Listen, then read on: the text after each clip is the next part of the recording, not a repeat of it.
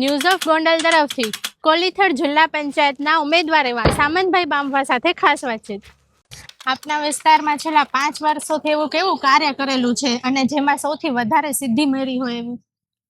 પહેલાં તો ગામની અંદર અમારે આરોગ્યના પ્રશ્ન હોય, ગામમાં રોડ રસ્તા છે, પાણીના પ્રશ્ન છે કે કાયમી માટે અમારા ગામની અંદર આજે હું મારો બીજી ટર્મ સરપંચ તરીકે છે, તો ગામની અંદર પાકા રોડ રસ્તા છે, રોજ પાણીની વ્યવસ્થા છે, ઘન કચરા લેવા માટે ડોર ટુ ડોર રોજ અમારે ટ્રેક્ટરોમાં નીકળે છે અને ગામમાં કાયમી સફાઈ ચાલુ છે. આગામી સમયમાં ગામના વિકાસ માટે તમારું શું વિઝન રહેવાનું છે?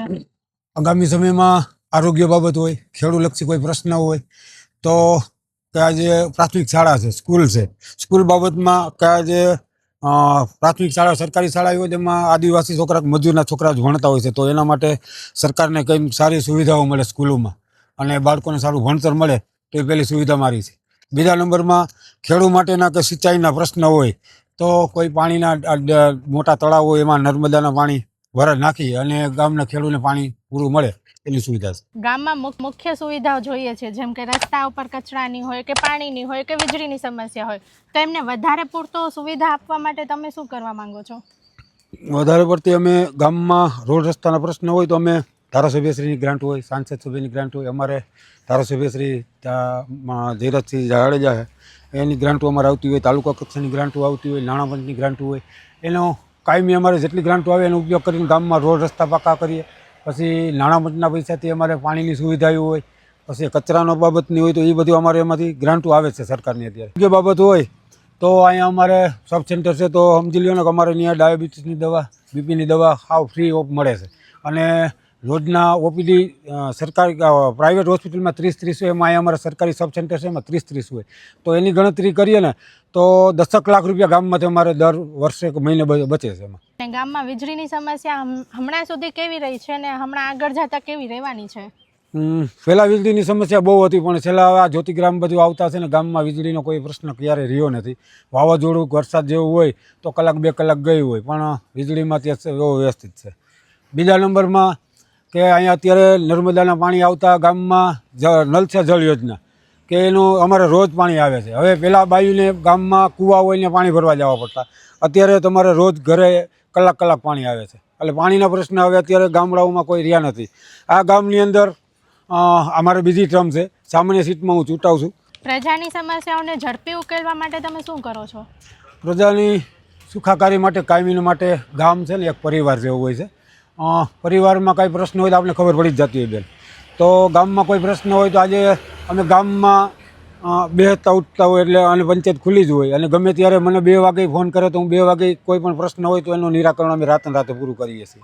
બીજા નંબરમાં કે અમારા અહીંયા યુવા આગેવાન, અમારા કે યુવાનોના આઇકોન છે ગણેશભાઈ, પણ એવું કોઈ પ્રશ્ન હોય તો અમે ગણેશભાઈ થ્રુ પણ અમે કામ બધા પતાવી લઈએ. જેમ કે તમે ઉમેદવારી નોંધાવી છે, તો તેમના માટે લોકો તમને પસંદ કેમ કરે છે? એવું છે ને કે હું અહીંયા મારા ગામની અંદર બીજી ટર્મ મારે સરપંચ તરીકે છે બેન. પહેલાં 2.5 વર્ષ હું સરપંચ તરીકે રહ્યો, આ બીજી 5 વર્ષની ટર્મ છે, બીજી ટર્મ છે. પહેલાં 2.5 વર્ષમાં હું 250 મતે હું ચૂંટાણો હતો. બીજા આ ટર્મમાં હું બીજી ટર્મથી થઈને એમાં 550 મતે. એટલે અહીંયા મારા ગામમાં તમે રાતે નીકળો ને તો મારું ગામ સિટી જેવું લાગે. તમને ક્યારેક એવું થાય કે અમે સિટીમાં આવી ગયા છે એવું લાગે. ઘણીવાર માણસો છેતરાઈ જાય કે અમે સિટીમાં ઘરી ગયા. શું કે રાતનો અમારો નજારો લાઇટિંગનો તમે જુઓ, બાગ બગીચા જુઓ, બાળકોના રમવાના ગ્રાઉન્ડ છે. અહીંયા અમારે તાલુકા કક્ષાનું ગ્રાઉન્ડ મંજૂર કર્યું છે. ધારાસભ્યના શ્રીથી અમારે એક અહીંયા સિંચાઈ યોજનાની એક ડેમ છે, એની સિંચાઈ યોજનાની અમે કેનાલનું કામ ચાલુ છે. આવી તો ઘણી બધી યોજના હોય ને અને ઉપરના ગામવાળા લોકો અહીંથી નીકળશે, ગોંડલના રોજનું અપડાઉન હોય તો જોતા જાય છે કે આ ગામમાં સરપંચની કામગીરી સારી છે એટલે લોકો આપણે ચોઈસ કરે છે. આપની લીડરશિપ અન્ય ઉમેદવારોથી કેવી રીતે અલગ પડે છે? એના માટે હું કહેવા માંગુ કે હું અલગ કામમાં જ અલગ છું કે 24 કલાક 108 જેવું કામકાજ છે મારું, એ લોકો બધા જાણે છે અને આજુબાજુના ગામમાં યુવાનોનો ચાહના છે આપણી અને યુવાનો આપણે કામથી ઓળખે છે કે હામદભાઈ પાસે કામ ચીંધ્યું હોય તો 108ની જેમ કામ ફટાફટ થાય છે. અને આજ મારી પાસે અનુભવ છે, આ 2 ટર્મનો અનુભવ છે.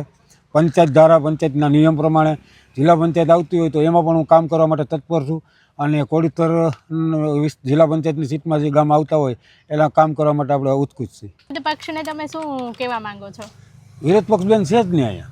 આની પહેલાંની ટર્મમાં તાલુકાની 22 તાલુકા પંચાયતની સીટમાં 22 મળી હતી, જિલ્લા પંચાયતની 5-5માંથી 5 મળી હતી, નગરપાલિકામાં 44 મળી હતી, અને આજુ ભલે તો તાલુકામાં કોંગ્રેસને તો 13 ઉમેદવાર જ મળ્યા છે. અને આપ વરાવે મળ્યા છે તો આપ વરાવે એક ઘરના 2 જગ્યાએ એક ઘરના 2 માણા લડે છે, એના છોકરા લડે છે. આવા બનાવ છે સિટીની અંદર.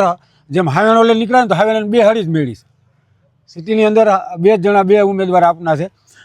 એમાંય લગભગ 10 થી 15 સીટ તો આજે બિનહરીફ થઈ ગઈ છે. એટલે વિરોધ પક્ષ નામે કાંઈ છે નહીં. આ વિરોધ પક્ષનું કાંઈ છે નહીં. એ તો આયાતી બધા છે. દિલ્હીથી આવ્યા તો દિલ્હીમાં હું શાસન કર્યું છે બધાને લોકોને ખબર જ છે.